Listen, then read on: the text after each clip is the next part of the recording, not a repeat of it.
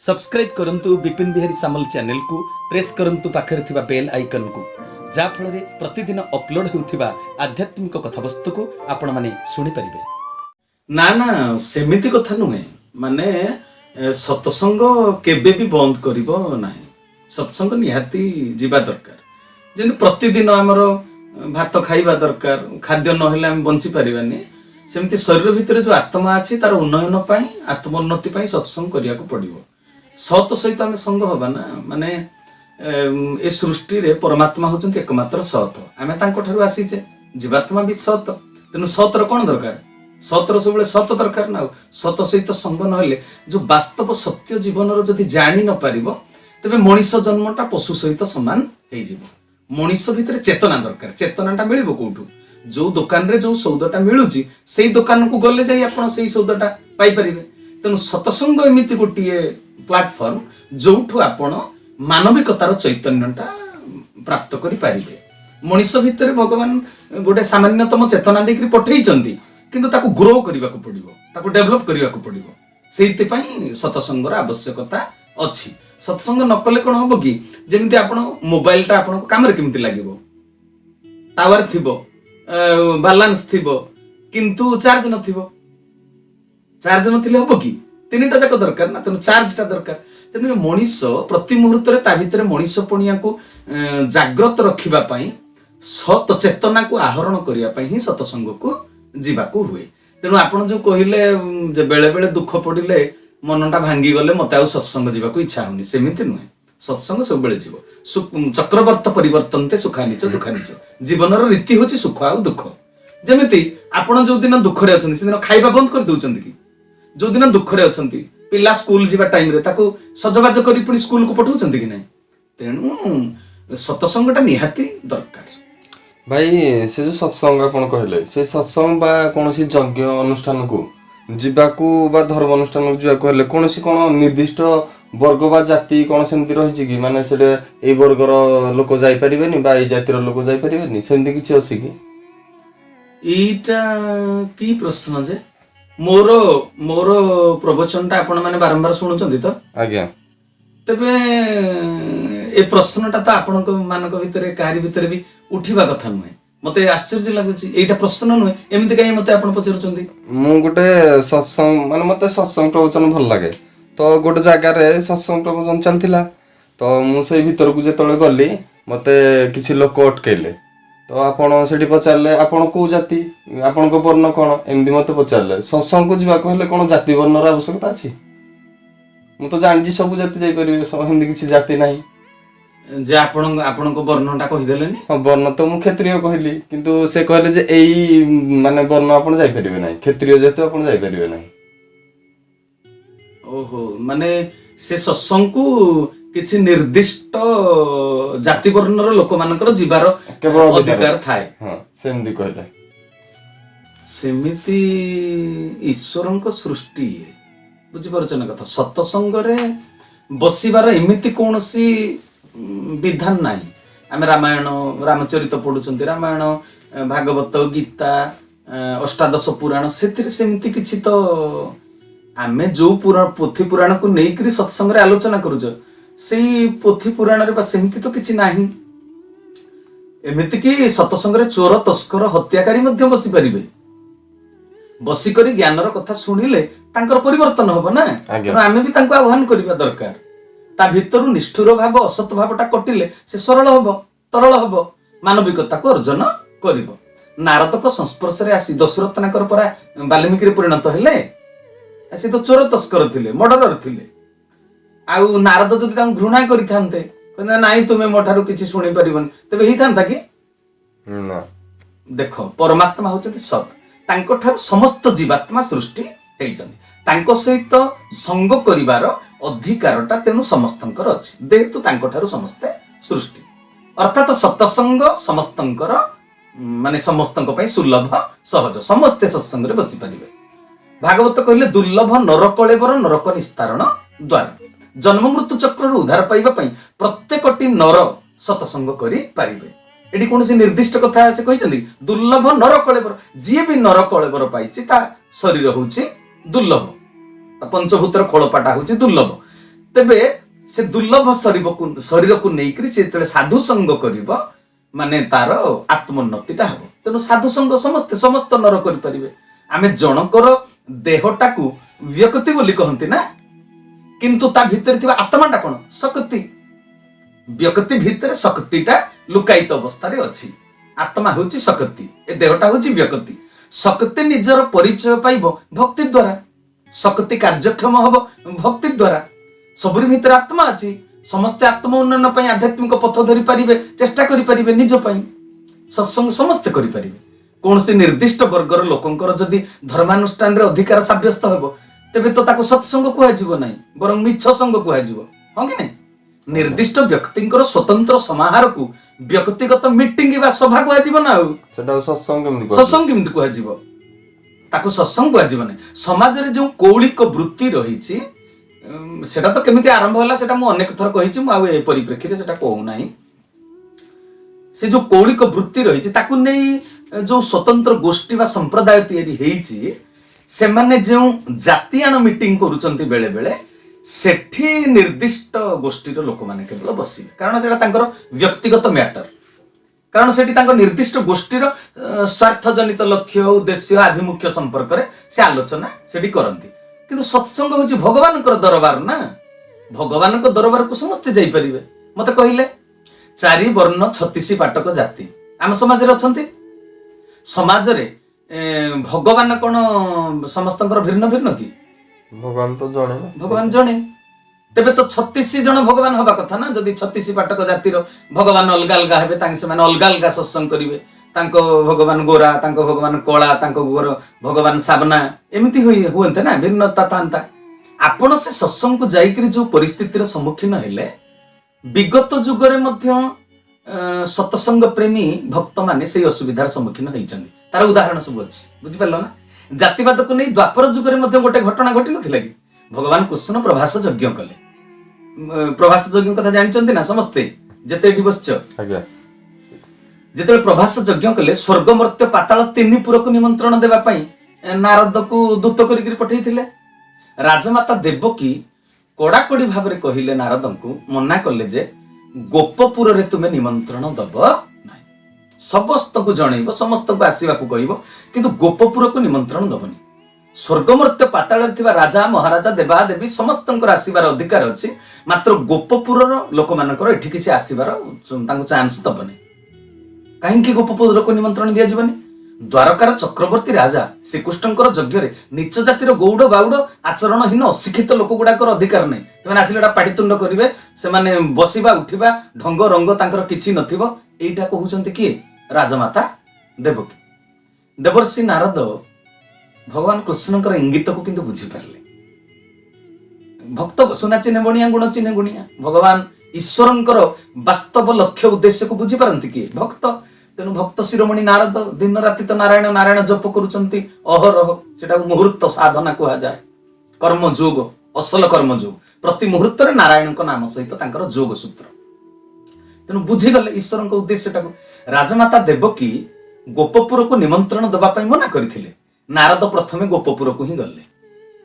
ଗୋପପୁରରେ ପହଞ୍ଚି ନାରଦ ଏତିକି କହିଦେଲେ କେବଳ, ମୁଁ ବର୍ତ୍ତମାନ ଦ୍ୱାରକା ନଗରୀରୁ ଆସିଛି। ଗୋପୀ ଗୋପାଳ ନାରଦଙ୍କୁ ଚତୁର୍ଦିଗରୁ ଘେରି ଗଲେ। ଆଉ ଶ୍ରୀକୃଷ୍ଣଙ୍କର କୁଶଳ ମଙ୍ଗଳ ସମସ୍ତେ ପଚାରୁଛନ୍ତି। ଆମ କହ୍ନେଇ ଭଲ ଅଛି ନା? ତା ଦେହ ଭଲ ଅଛି ନା? ଆଉ ସିଏ ଯୋଉ ସରଲବଣୀ ଖାଉଥିଲା ସେଠି ତାକୁ ମିଳୁଛି ନା? ଏମିତି ଅନେକ କଥା। ତାର ନଟଖଟିଆ ଗୁଣ ଆଉ ଅଛି କି? ଏମିତି ସମସ୍ତେ ଘେରିକିରି ନାରଦଙ୍କୁ ପଚାରିଲେ। ମାନେ ନଟଖଟିଆ, ସେ ଦ୍ୱାରକାର ରାଜା ହେଲେଣି, ଏତେ ଦାୟିତ୍ୱ ତାଙ୍କ ମୁଣ୍ଡ ଉପରେ। ଏପର୍ଯ୍ୟନ୍ତ କୃଷ୍ଣଙ୍କୁ ସେ ସେଇ ମାନେ ଛୋଟିଆ ବାଳକ ବୋଲି ଭାବୁଛନ୍ତି। ସ୍ନେହ 50 ବର୍ଷର ବୁଢୀଟା ବି ତା 25 ବର୍ଷର ପୁଅକୁ ଛୋଟ ଛୁଆ ବୋଲି ଭାବେ। ଗୋପୀ ଗୋପାଳଙ୍କର ସେ ବାତ୍ସଲ୍ୟ ସ୍ନେହଟା କୃଷ୍ଣଙ୍କ ପ୍ରତି ଅଛି। ତେଣୁ ସେ କୁଶଳ ମଙ୍ଗଳ ପଚାରୁଛନ୍ତି।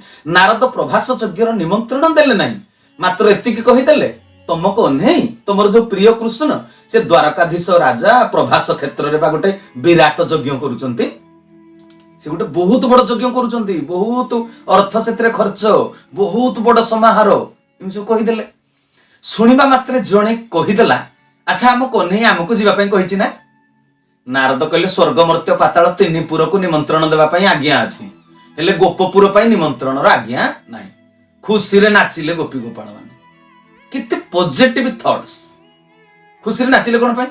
କହିଲେ ସତରେ କହ୍ନେଇ ଆମକୁ କେତେ ନିଜର ଭାବିଛି ନା। ନାରଦ ଆଶ୍ଚର୍ଯ୍ୟ ହେଲେ, କହିଲେ ନିମନ୍ତ୍ରଣ ଦେଇଥିଲେ ସିନା ନିଜର, ନିମନ୍ତ୍ରଣ ଦେଇ ନାହିଁ ଇଏ କହୁଛନ୍ତି କଣ କହ୍ନେଇ ଆମର ଏତେ ନିଜର? କହିଲେ ଆଚ୍ଛା ନିଜର ବୋଲି କାହିଁ କହୁଛ? କହିଲେ ସାତପର ଲୋକକୁ ସିନା ନିମନ୍ତ୍ରଣ ଦିଆଯାଏ, ବାହାର ଲୋକ ଗୁଡାକୁ ଆମେ ତ ଅତି ନିଜର, ତାଙ୍କ ଘର ଲୋକ, ଆମକୁ କଣ ସେ ନିମନ୍ତ୍ରଣ ଦବ? ବ୍ରଜପୁର ପରା ତାର ବାଲି ଖେଳୁଥିବା ଗାଁ, ଯୋଉଠି ଘରେ ଘରେ ପଶି ସେ ସରଲ ବଣି ଖାଉଥିଲା, ସମସ୍ତଙ୍କୁ ଅଳି ଅର୍ଦଳି କରୁଥିଲା, ଚିର ପରିଚିତ ଆମର। ଆଉ ପରିଚିତ ଲୋକଙ୍କୁ, ପରିବାରର ଲୋକକୁ ଖବର ଦିଅନ୍ତି ନା ନିମନ୍ତ୍ରଣ ଦିଅନ୍ତି? ଆପଣ ତ ଖବରଟା ଦେଇଦେଲେ, ଆଉ କଣ, ଆଉ ଅସୁବିଧା କିଛି ନାହିଁ। ସାଙ୍ଗେ ସାଙ୍ଗେ ତାଙ୍କ ଭିତରେ ନାରଦ ଛିଡା ହେଇଛନ୍ତି, କହିଲେ କିଏ କଣ ନବା କହିଲ? କ୍ଷୀର କିଏ, ଦହି କିଏ ଦାୟିତ୍ୱ ନବ, ଲହୁଣୀ କିଏ, ଘିଅ କିଏ ନବ? ସେଇଠି କଥା କଥାକେ ସବୁ ପ୍ରସ୍ତୁତ ହେଇଗଲେ। ନାରଦ ତାଙ୍କ ଭକ୍ତି, ତାଙ୍କ ବାତ୍ସଲ୍ୟତା, ପ୍ରେମ ଦେଖି ଆଶ୍ଚର୍ଯ୍ୟ। ପ୍ରଭାସ ଯଜ୍ଞରେ ଗୋପୀ ଗୋପାଳ, ମା ରାଧାରାଣୀ ସେମାନେ ସବୁ ପହଞ୍ଚିଗଲେ। ମୁଁ ଆଉ ଲମ୍ବା କଥା କହୁନି, ସେଠି ଯୋଉ ଘଟଣାଟା ଘଟିଲା ଆପଣ ମାନେ ସମସ୍ତେ ଜାଣନ୍ତି। ରାଜ କର୍ମଚାରୀ ଗୋପୀ ଗୋପାଳଙ୍କୁ ବହୁ ମାଡ଼ ଦେଲେ, ରକ୍ତାକ୍ତ କରିଦେଲେ, କ୍ଷତ ବିକ୍ଷତ କରିଦେଲେ। ଶେଷରେ ପରୀକ୍ଷା ହେଇଗଲା ଯେ କିଏ ପ୍ରକୃତରେ ଭକ୍ତ, କିଏ ଦ୍ୱାରକାଧୀଶ ଭଗବାନ ଶ୍ରୀକୃଷ୍ଣଙ୍କର ସବୁଠାରୁ ପ୍ରିୟ। ଭକ୍ତି ପରୀକ୍ଷାରେ ଗୋପୀ ଗୋପାଳ ମାନେ ଉତ୍ତୀର୍ଣ୍ଣ ହେଇଥିଲେ ସେଦିନ। ଆପଣ ମାନେ ସେ ରେଜଲ୍ଟ ଜାଣନ୍ତି। ଆଜି ସମାଜରେ ମଧ୍ୟ ସେଇଭଳି ଲୋକ ଅଛନ୍ତି, ଯୋଉମାନେ ଉପକାରୀର ଉପକାରକୁ ଅବଜ୍ଞା କରନ୍ତି, ଯଜ୍ଞ କରନ୍ତି, କିନ୍ତୁ ଯଜ୍ଞକୁ ଘିଅ ଦେଇଥିବା ଗୌଡକୁ ଘୃଣା କରନ୍ତି, ଆମ୍ବ ତୋରଣ ଟାଣିଥିବା ଅଲଗା କିଏ ଲୋକଟିକୁ ଘୃଣା କରନ୍ତି, ଡାଳ ଛାମୁଣ୍ଡିଆ ବା ଟେଣ୍ଟ ପକେଇଥିବା ଲୋକଟାକୁ ଘୃଣା କରନ୍ତି, କିନ୍ତୁ ତାଙ୍କର ସମସ୍ତ ଗୋଟେ ପୂର୍ଣ୍ଣ ସହଯୋଗିତାରେ ଯଜ୍ଞ କାର୍ଯ୍ୟ ହଉଛି। ସଂସାରରେ ଆଜି ବି କେତେ ବଡ ଉପକାର। ଦେବକୀ ଦିନେ କଂସର ବନ୍ଦିଶାଳାରେ କପାଳରେ ହାତ ମାରି କାନ୍ଦୁଥିଲେ, ପରିସ୍ଥିତି ବଦଳିଗଲା, ତାପରେ ଦେବକୀ ରାଜମାତା ହେଲେ।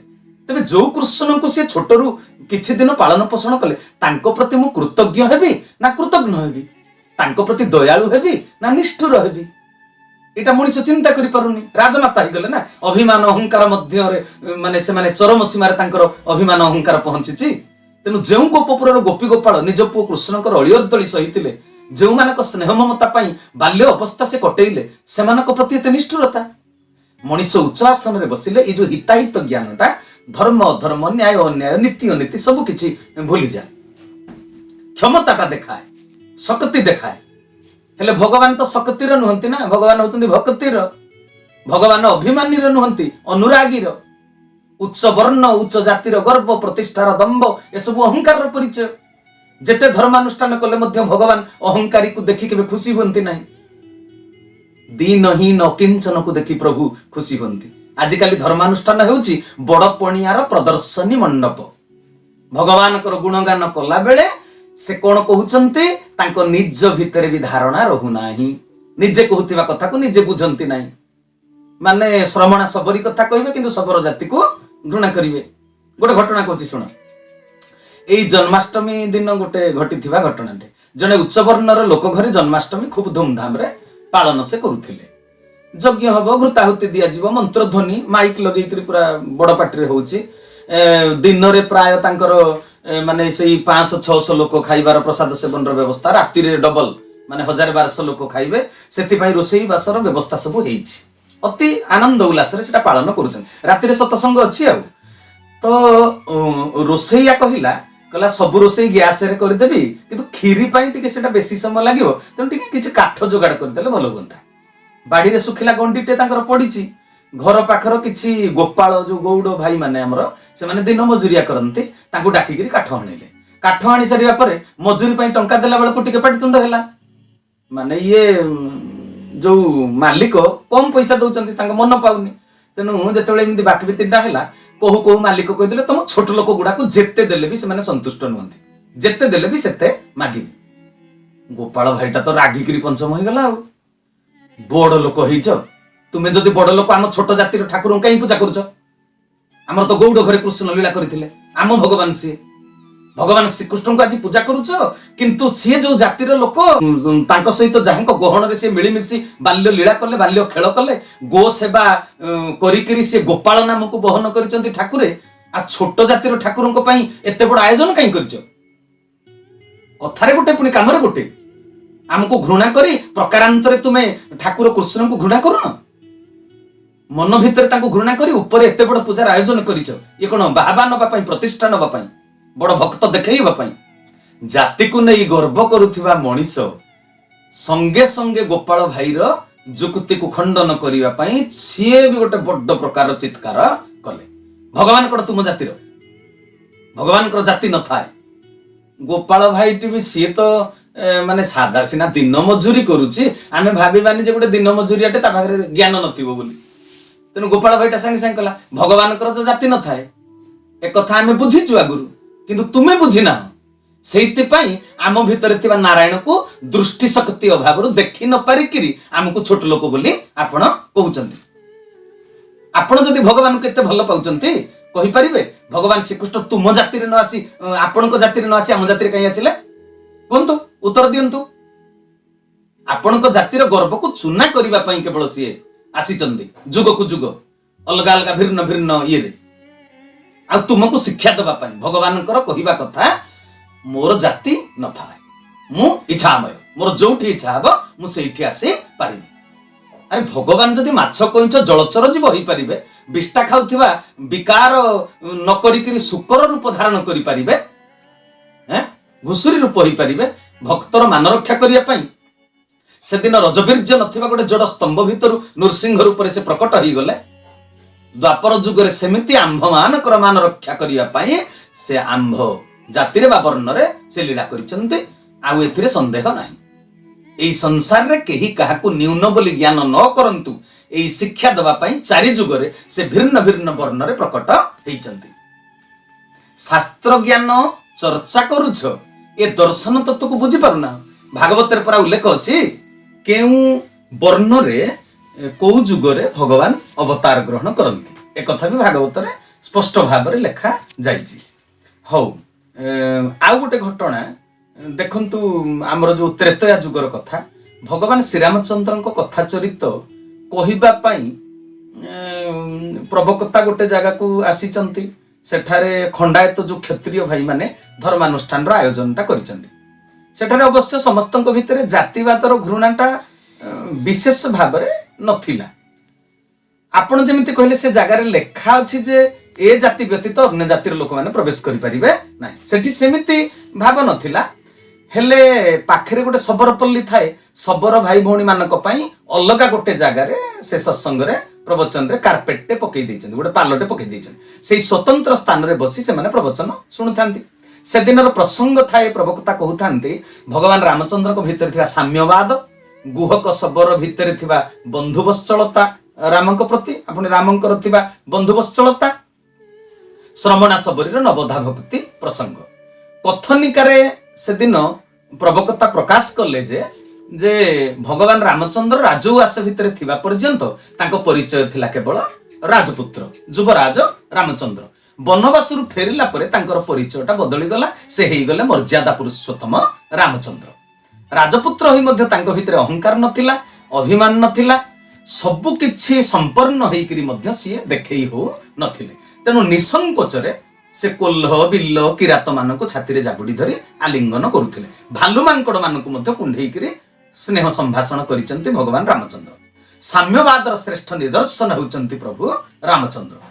आम ठाकुर घरे भोग डबारे जदि जंदा पिंपुड़ी लागि गला आमे सेटा ओइठा ही गला बोली फोपाडी दउचंती आमे ताकू आउ भोग लगौ नांती हेले प्रभु रामचंद्र सबरी चाखी चाखी ओइठा करी खुआउथिबा फळकू आनंद रे खाउथिले।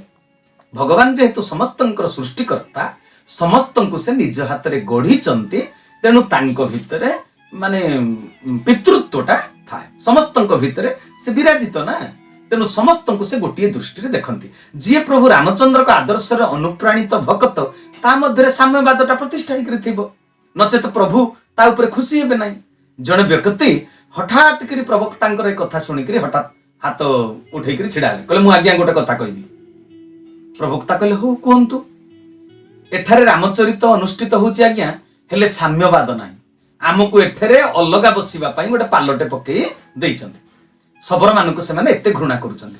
क्षत्रिय कुल रे जन्म होई भगवान रामचंद्र जदि गुहक सबर को बंधु कले सबरी अइठा फल को खाइले एमाने आमको घृणा करी माने प्रकारांतर प्रभु रामचंद्र को घृणा करू नांती ना तांको गुण गाउचंती किंतु प्रकारांतरे तांकर खूण धरुचंती ए गुणगान करी की गौरव अर्जन करुचंती कहंतु की कृपा लाभ करिवे माने प्रवक्ता कहले सबुबेले सकारात्मक चिंताटाକୁ ग्रहण करंतु नेगेटिव हुंतु आपण तो अमृत श्रवण करूचंती ना सेमाने तांको भावना अनुसार फल पाइबे आपण माने आपण मानको भावना अनुसार फल पाइबे आमे प्रभु रामचंद्रंकर प्रिय बोली आमको स्वतंत्र भाव में अलगा पाल पकई सम्मान सहित बसवाक दि जाइए भावुना आपण स्वतंत्र बोली सेटा चिंता करंतु ना भगवान को आचरण को जी सम्मान दे शिखी ना भगवान को आचरण को दिनचर्या पालन करि पारु नाहंती आमे कथा कही प्रतिवाद करी तांको कोन परिवर्तन करि परिबा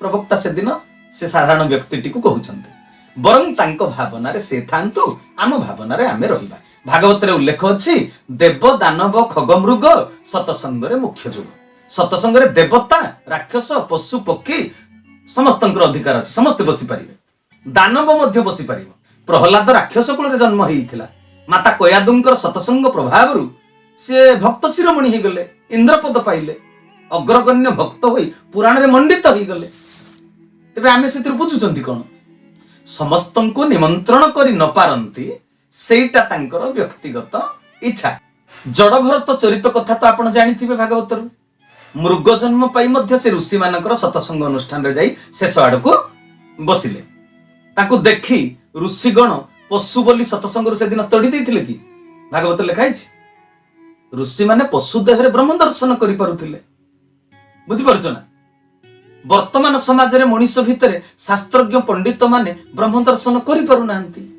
राजर्षि जनक समदृष्टि संपन्न थिले सबु जाति वर्णर प्रजा को से देवतुल्य सम्मान दउथिले किंतु माता सतींक स्वयंवर सभा को साधारण जनता को से निमंत्रण कर डाकी दिले कि आह्वान को राजा झियो केवल राजा पुओ को बाहा हबो स्वयंवर सभा को साधारण जनता को से निमंत्रण देले नाही बुझि पारुछ ना सेमिति किए जदि निज झियो बाहागर बा पुओ बाहागर करूची व्रत घर बाहागर बंधु बांधव आत्मीय स्वजन को से निमंत्रण करूची जिए तांको माने कैटेगोरी तांको से डाकुछन समस्त को से निमंत्रण दे न पारंती सेटा तांकर व्यक्तिगत इच्छा ऊपर निर्भर करे किंतु बेले बेले भी देखा जाए नीच जातिर लोक जदि बड़ चाकरी करिथिबो ता सहित बड़ बड़िया लोक माने स्वार्थ लालसारे सूर्य बांधव भाबरे बांधी हिथिबे तांको सहित तांको छुईबेनी किंतु तांको उपहार सुना मुदी सुना चेन मोटा अंकर उपहार को टंका को ग्रहण करंती जहाँ भी हो व्यक्तिगत उत्सव रे समस्त को तमे डाकी न पार सतसंग रे समस्त को आह्वान करबा को पड़े न डाकी मध्य जदि केही आसे ताको प्रत्याख्यान करा जिवो नै आपण को जेमिति से माने अटकेई देले सेमिति करबा उचित नुहे नंदीघोष यात्रा को बड़दाण्ड को समस्त आसीबे काहा को बारण करा हबो कि आहुरी गोटे घटना सुनंतु वृंदावन रे से दिन वर्णभेदर कथा जदि उठी नथिला नारी पुरुषर लिंग भेद को नहीं जने वेदांती से मध्य विद्वेष भाव पोषण करथिले अतीतर इतिहास एक कथा अछि मीराबाई जेतेबेले चित्तोर जाई वृंदावन रे पहुंचिले सेतेबेले जीव गोस्वामी कृष्ण प्रेमर गाथा सुनाउथिले भक्त मानकु जीव गोस्वामी बहुत बड़ ज्ञानी पंडित से थिले शास्त्र को टीका करिवारे से गोटे सिद्धहस्त मनीष थिले बहुत बड़ वेदांती थिले से कृष्ण कथा श्रवण करिया पई से दिन मीराबाई को भीतर गोटे व्याकुलता सृष्टि हेछि से वृंदावन रे पहुंची जंती से सतसंग आश्रम को जीवा पई उद्यत हला बेलको जने आज्ञाकारी सेवक ताको अटकेइले आपण को जेंते सेठी सत्संग रे अटकेइले तुमे भीतर को जाई परिबो नाही कहले काहे कि बोली से प्रश्न कहले काहे कि जाई परिबनी कहले जीव गोस्वामी घोषणा करिसंते से नारी मुख दर्शन करिबे नाही बाहर से लिखि दैचंती से लेखाटा को आपण देखंतु तांकर घोषणा जने वेदांती सर्वदा कामिनी कांचनरु दूरेई रहिबा उचित बोली से एक कथा ज्ञान करिसंती आपण नारी होइथिबारु सतसंग आश्रम भीतर को जाई परिबे नाही परिस्थिति जहा हेउना काहे वेदांती केबे नारीर संग लाभ करिबो नाही कांचन बा धन जने वेदांती पई साधारण पत्थर खंडे भली मूल्यहीन तेणु से कांचन मोहरे पड़े ना आ कामिनी को देखिले काम भाव जेहेतु उद्रेक हो जाए साधक लक्ष्यभ्रष्ट हो जीव तेणु आपण भीतर को जाई परिबे ना तांकर एटा घोषणा मीराबाई थिले कृष्ण प्राण तेणु व्यस्त न होई कि उत्क्षिप्त न होई जीव गोस्वामी को पाखक गोटे चिट्ठी पठेइले जे भक्त से केबे उत्क्षिप्त होबा उचित नुहे बुझि पारुछ ना से चिट्ठी रे लिखिले हे परम पूज्य जीव गोस्वामी आपण वेदांत ज्ञानी वेदांत कहंती एक ब्रह्म द्वितीय नास्ति संसार रे जने मात्र पुरुष होचंती ब्रह्म आउ समस्ते होचंती नारी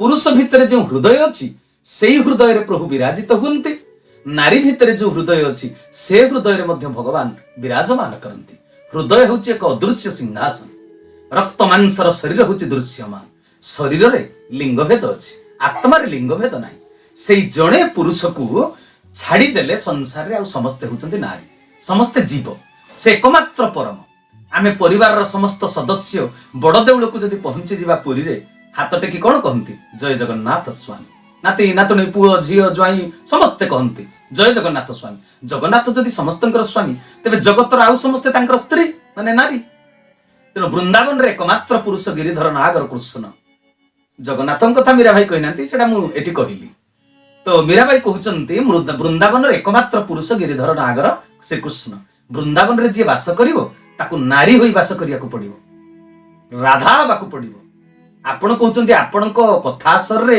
नारी प्रवेश निषेध शास्त्र पुराण पढ़ी ज्ञान अर्जन करी साधना करी जेते वैराग्य भाव धारण कले मध्य प्रभुंक प्रति अनुराग रखिबा होउची भक्ति नारी मनोवृत्ति न आसिले अनुराग कहा भितर उद्रेक होई परिबनी नारी सबुबले वात्सल्यमय से वात्सल्यता हृदय ग्रहण कले कृष्ण तुमर बालक कृष्ण मुकुंद ही आपणक पाखक आसिबे कृष्ण को प्रेम करबा कहले राधा बाकू पड़िबो जीव गोस्वामी को पाखरे चिठीटा जाइकरी पहुंची गला ए चिठीटा आज पर्यंत जानि सकते नाही मीरा मंदिर रे साइताइक रहिची जे चिठीटा जतले पहुंची गला चिठी पढिले चिठीटा पढिला परे चिठीटा को जीव गोस्वामी रखिदेले तथापि दम्भरे कहिले ना ना नारी को देखिले काम भाव जाग्रत होबार भय अछि लक्ष्य भ्रष्ट होबार आशंका अछि तेनु तांको भीतर को आसीबा को अनुमति दिया जिवो नाही मीराबाई ए कथा सुनिले नास्तिबाणी एटा सुनिला परे चिठीटी पुणी लिखिले कहले हे जीव गोस्वामी कामना को जोर जबरदस्त दबाई देले साधना रे सिद्धि मिले नाही कामिनी ठारू दूरे रही काम को जय करिवार अर्थ किछि नुहे भय दूर नहेले पुरुषार्थ प्राप्ति हेबो नाही आपण कामिनी को भय करूचंते मु निर्भय हेई समाज को खातिर न करी प्रथा परंपरा को पदाघात करी चित्तरु राजकुल बधु राजनंदिनी हेई वृंदावन को आसी निर्भय चित्तरे कृष्ण को प्रेम प्राप्ति कृष्ण करिबा पाई आपण कामिनी संगरे भय रखिचंती माने आपण काम को एपर्यंत जय करि पारि नांती सतसंग गृहर दरजा को खोली दियंतु नचेत मु बुझिबी आपणक भक्ति रे शक्ति नाही आपणक भितरे वास्तव वैराग्य उद्रेक ही नाही चिठी पाइबा पर जीव गोस्वामी दरजाटा खोली देले मीराबाई को कहिला आपण आज मते सत ज्ञान र शिक्षा देले आज पर्यंत मु बुझिथिली गोटे प्रकार रो जहा कहूथिली ताहा काम रे करी देखै पारिनी किंतु आज मु बुझिली वास्तव रे एक ब्रह्म द्वितीय नास्ति समस्त को समदृष्टि रे देखिले जाई ईश्वर को प्राप्त करि पारिबो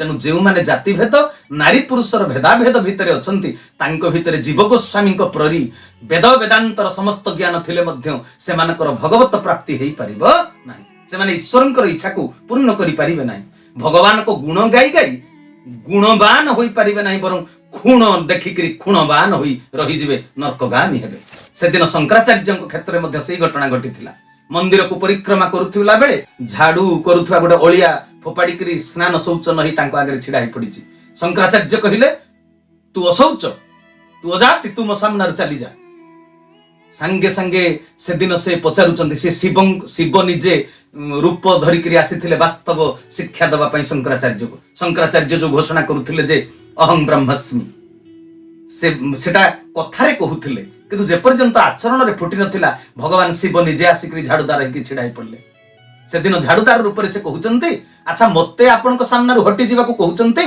ना मो भीतरे थिबा ब्रह्म को हटि जीवा को कहउचंती से दिन शंकराचार्य मध्य निज भीतरे थिबा भूल को बुझी पारले अरे आज पर्यंत अह ब्रह्मस्मि कहउतली अहं ब्रह्मस्मि किंतु वास्तव रे ताकू चरित्र रे फुटई पार नथिली ये मते अहं ब्रह्मास्मि रो शिक्षा दबा पई आसीथिले भगवान प्रकट हो गले शिव रूप में प्रणाम कले शंकराचार्य ये सब घटना अतीत घटी जाइए धर्मराज युधिष्ठिर अभिमन्यु पुत्र परीक्षित नामकरण संस्कार महोत्सव को समस्त को डाकी समस्त को निमंत्रण देले जदि समस्त को निमंत्रण न देवे गोटे सार्वजनीन धर्मानुष्ठान कह न जाई अधर्मानुष्ठान कह ना हाँ जदि मंत्रणा कक्ष कौन मंत्रणा करा राज्यर उन्नति पाई राज्यर सुरक्षा पाई कौन गुरुत्वपूर्ण निष्पत्ति निठिकी समस्त को डाकिबार आवश्यकता नहीं सेठिकी मंत्री जीवे सेनापति जीवे किसी निर्दिष्ट लोक जीवे किंतु राज्य गोटे सार्वजनीन आनंद उत्सव पालन करा से क्षेत्र में समस्त को आह्वान करा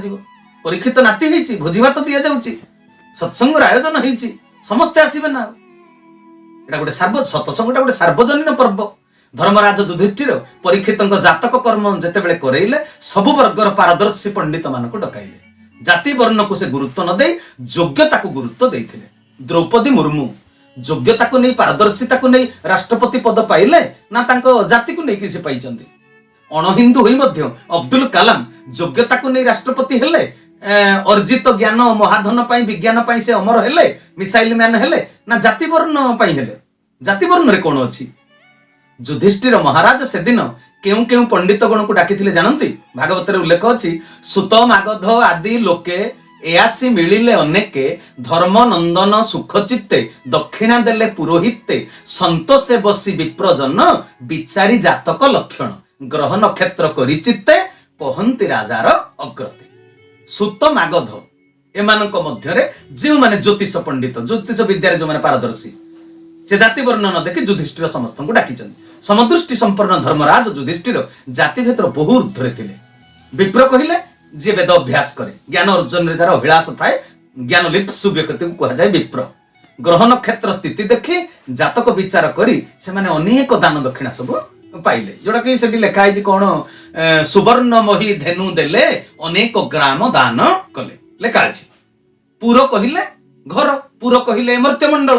ଯିଏ ପୃଥିବୀର ହିତ ସାଧନ କରେ, ମାନେ ପୁରର ଯିଏ ହିତ ସାଧନ କରେ ସେ ହେଉଛି ପୁରୋହିତ। ଯିଏ ବିଦ୍ୱେଷ ଭାବ ପୋଷଣ କରି ବିଭେଦର ପ୍ରାଚୀର ତୋଳି ଅହିତ କରେ ତାକୁ ପୁରୋହିତ କୁହାଯିବ ନାହିଁ। ହିତକାରୀ ପୁରୋହିତଙ୍କୁ ସେଦିନ ଯୁଧିଷ୍ଠିର ମହାରାଜ ସୁନା, ଜମି, ଗାଈ, ଗ୍ରାମ ସବୁ ଦକ୍ଷିଣା ରୂପରେ ଦେଲେ। ଦାନ ଦକ୍ଷିଣା କେବଳ ବ୍ରହ୍ମଦର୍ଶୀ ଗ୍ରହଣ କରିପାରିବେ ଏ ସମାଜରେ। ଏଇଟା ମନେ ରଖିଥାନ୍ତୁ। ଯାହାର ପାପକୁ ହରଣ କରିବାର ଦକ୍ଷତା ନଥିବ ସିଏ ଦାନ ଦକ୍ଷିଣା ନେଲେ ପାପକୁ ବରଂ ବେଶୀ ବଢେଇବ। ପାପକୁ ହରଣ କରିବାର ଦକ୍ଷତା ନଥାଇ ଯିଏ ଦାନ ଗ୍ରହଣ କରିବ ସେ ପାପ ଅର୍ଜନ କରି ନରକକୁ ଯିବ। ନିଜର ଗୁଡାଏ ପାପ ଥିବ, ପୁଣି ଯଜମାନର ଗୁଡେ ପାପକୁ ଗ୍ରହଣ କରିବ, ମହାପାପୀ ହେଇଯିବ। ଆଉ ଆଜିର ସମାଜରେ ମାନବିକତା ଅଭାବରୁ, ଅହଙ୍କାର ଅଭିମାନରୁ ଏମାନେ ସବୁ ରାଜୁତି କରୁଛନ୍ତି। ବୁଝିପାରିଲ ନା କଥା? କିନ୍ତୁ ଭଗବାନଙ୍କ ଦରବାରରେ ସେମାନେ ଦୋଷୀ, କିଛି କରିପାରିବେ ନାହିଁ। ଜ୍ଞାନଗାରିମାର ଅଧିକାରୀ ହେଇ ତତ୍ତ୍ୱ ଦର୍ଶନକୁ କଥାକୁ କହି ମା ପେଟର ଭାଇ ଠାରୁ ପରା ଯିଏ ହିଂସା କରି ଈର୍ଷା କରି ଭିନ୍ନ ହେଇଯାଇଛି, ତା ଭିତରେ ବିଶ୍ୱପ୍ରେମ ଆସିବ କୋଉଠୁ? ଯୋଉମାନେ ଜ୍ଞାନଗାରିମାକୁ ଅର୍ଜନ କରିଛନ୍ତି, ତତ୍ତ୍ୱ ଦର୍ଶନ କରିଛନ୍ତି ବୋଲି ପରିଚୟ ଦଉଛନ୍ତି, ସେମାନେ ପୁରା ମା ପେଟର ଭାଇକୁ ହିଂସା କରି ଈର୍ଷା କରି ଭିନ୍ନ ହେଇଯାଇଛନ୍ତି। ଆଉ ତାଙ୍କ ଭିତରେ ବିଶ୍ୱପ୍ରେମ ଆସିବ କୋଉଠୁ? ଈଶ୍ୱରଙ୍କର ସମସ୍ତ ସୃଷ୍ଟ ସନ୍ତାନକୁ ସେମାନେ ଭଲ ପାଇବେ କିପରି? ଭଗବାନ ରାମଚନ୍ଦ୍ରଙ୍କର ରାଜ୍ୟାଭିଷେକ କଥା ମନେ ଅଛି ନା ଆପଣଙ୍କର? ମନେ ଅଛି? ଯେତେବେଳେ ରାମଚନ୍ଦ୍ର ଭଗବାନ ବନବାସରୁ ଫେରିଲେ ତାଙ୍କର ରାଜ୍ୟାଭିଷେକ ହଉଛି। ଭରତ ଗୋଟେ ଲିଷ୍ଟ କରି ଦେଖେଇଲେ, କହିଲେ ବଡ ଭାଇ ଦେଖ କୋଉ କୋଉ ମାନଙ୍କୁ ନିମନ୍ତ୍ରଣ ସବୁ କରାଯାଇଛି। ଭରତଙ୍କ ଉପରେ ପୂର୍ଣ୍ଣ ବିଶ୍ୱାସ ଅଛି। ରାମ ଭଗବାନ କହିଲେ ନାଇଁ ନାଇଁ, ମୋର କିଛି ଦେଖିବାର ନାହିଁ। ରାଜା ମହାରାଜା ଯାହାକୁ ଯେମିତି ଡାକିବା କଥା, ତୁ ତ ଟ୍ୟାଲେଣ୍ଟେଡ, ତୁ ସବୁ କଥା କରିଥିବୁ, ମୋର ଆଉ କହିବାର କିଛି ନାହିଁ। କିନ୍ତୁ ସେ ତ ଅନ୍ତର୍ଯାମୀ ପୁରୁଷ, କିନ୍ତୁ ଜଗତକୁ ଶିକ୍ଷା ଦେବା ପାଇଁ ବନ୍ଧୁବତ୍ସଳତାର ଶିକ୍ଷା। ରାତିରେ ଶୋଇଛନ୍ତି, ରାମଙ୍କର ନିଦ ଭାଙ୍ଗିଗଲା, ଉଠି ପଡିଲେ। ଉଠି ପଡିକିରି ସେଦିନ ପୁଣି ନନ୍ଦୀଗ୍ରାମକୁ ଗଲେ। କଣ ପାଇଁ? ଯେପର୍ଯ୍ୟନ୍ତ ରାମ ରାଜସିଂହାସନରେ ବସିଛନ୍ତି, ବନବାସରୁ ଫେରିଲେ ମଧ୍ୟ ଭରତ ନନ୍ଦୀଗ୍ରାମରୁ ଫେରିବେ ନାହିଁ, ଏଟା ଶପଥ। ତେଣୁ ନନ୍ଦୀଗ୍ରାମରେ ସେ ପର୍ଯ୍ୟନ୍ତ ଅଛନ୍ତି କିଏ? ଭରତ। ରାମ ଭଗବାନ ରାତିରେ ସମସ୍ତେ ଶୋଇଛନ୍ତି, ଚାଲି ଚାଲିକିରି ନନ୍ଦୀଗ୍ରାମକୁ ଗଲେ ଭରତଙ୍କ ପାଖକୁ। ଭରତକୁ ନିଦରୁ ଉଠେଇଲେ, କହିଲେ ବଡ ଭାଇ ଆସିବାର ଅଭିପ୍ରାୟ? କହିଲେ ନାଇଁ, ତୁ ଯୋଉ କହୁଥିଲୁ କିଏ ସ୍ପେଶିଆଲ ଗେଷ୍ଟ ତୁମର ଅଛି, ମୋର ବା ଜଣେ ଅଛି, ମୁଁ ଭୁଲି ଯାଇଥିଲି। କହିଲେ କିଏ?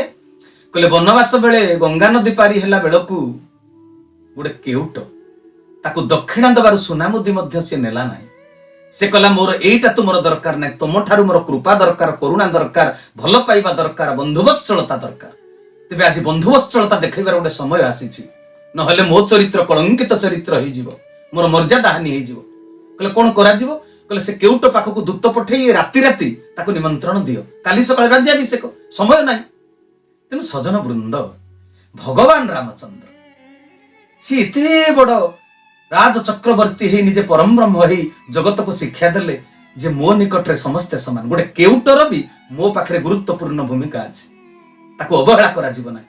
ଆଉ ସତସଙ୍ଗ ଭିତରେ ଜାତି ବର୍ଣ୍ଣ ଭେଦ କିଏ ପଶି ପାରିବ କିଏ ପଶି ନ ପାରିବ, ଏସବୁ ଭାବନା ରଖିଲେ ଭଗବାନଙ୍କୁ କେହି ଭଲ ପାଉନାହାନ୍ତି ବୋଲି ବୁଝିବାକୁ ପଡିବ। ହେଲା, ଜାତିର ଟେକ ରହିଲେ ସତସଙ୍ଗକୁ ଭକତ ମେଳା କୁହାଯିବ ନାହିଁ। ସତସଙ୍ଗ ଅଟେ ଭକତ ମେଳା, ଏହାକୁ ହୁଡ଼ିଲେ ବୁଡଇ ଭେଳା। ସତ୍ସଙ୍ଗ ହେଉଛି ଭକତଙ୍କର ସମାହାର। ଭକ୍ତ କୌଣସି ନିର୍ଦ୍ଦିଷ୍ଟ ଜାତି ବର୍ଣ୍ଣର ନୁହେଁ। ସତସଙ୍ଗରେ ଗୋପାଳ ବି ଭକ୍ତ, ବାଉରୀ ବି ଭକ୍ତ, ଦାସିଆ ନଡିଆକୁ ନେଇଛନ୍ତି, ଗୋପାଳ ଭକ୍ତ, ଗୋପୀ ଗୋପାଳ, ଗୌଡ଼ ବି ଭକ୍ତ, ଶବରୀ ଶବର ଜାତି ବି ଭକ୍ତ, ଶ୍ରମଣା ଶବରୀ ଖାଇବାକୁ ଦେଇଛି, କନ୍ଧ ବି ଭକ୍ତ। ଭୀମ ଭୋଇ ଯୋଉ ରଚନା କରିଛନ୍ତି ଗ୍ରନ୍ଥାବଳୀ, ସେ ପାଠ ପଢି ନଥିଲେ, ସ୍କୁଲ ହତା ମାଡି ନଥିଲେ, କିନ୍ତୁ ତାକୁ ପଢିକିରି ଲୋକ PhD କରୁଛନ୍ତି, ଡିଗ୍ରୀ ହାସଲ ମାନେ ଯୋଉ ଆମର ଡକ୍ଟରେଟ ପାଉଛନ୍ତି। ମୋଗଲ ବି ଭକ୍ତ, ସାଲବେଗ ଭକ୍ତ। ତେଣୁ ସେମିତି କିଛି ନାହିଁ। ଆମର ଗୋଟେ ହିନ୍ଦୀ ଗୀତ ଥିଲା, ହିନ୍ଦ ଦେଶ କେ ନିବାସୀ ସଭି ଜନ ଏକ ହେ, ରଙ୍ଗ ରୂପ ବେଶ ଭାଷା ଚାହେ ଅନେକ ହେ। ଆମେ ସମସ୍ତେ ଏକାଦଶ ସ୍କନ୍ଦ ତୃତୀୟ ଅଧ୍ୟାୟ ପଢିବେ ଆପଣ, ସେଠି ଲେଖା ଅଛି, ସ୍ୱଜାତି କୁଳ ଧର୍ମ ବର୍ଣ୍ଣ ଏ ଅହଙ୍କାରେ ନୋହେ ଛର୍ଣ୍ଣ, ଉତ୍ତମ ଲକ୍ଷଣତା ଜାଣି ଭକତ ମଧ୍ୟ ପରିମାଣି। ଯାହା ଭିତରେ ଜାତିର ଗର୍ବ, ବର୍ଣ୍ଣର ଗର୍ବ, ଅହଙ୍କାର ନଥିବ, ସିଏ ହଉଛନ୍ତି ଉତ୍ତମ ଭକ୍ତ। ଆଉ ଉତ୍ତମ ଭକ୍ତ ହେଲେ ଯାଇ ଭଗବାନ ପ୍ରାପ୍ତ ହେବେ। ଏବେ ଆପଣଙ୍କ ଭିତରୁ ଗ୍ଲାନି ଦୂର ହେଲା କି ନାହିଁ? ଆଜ୍ଞା। ଆଉ ମନ ଦୁଃଖ କରିବେ, ସତ୍ସଙ୍ଗ ଯିବେ କି ନାହିଁ? ଯିବି।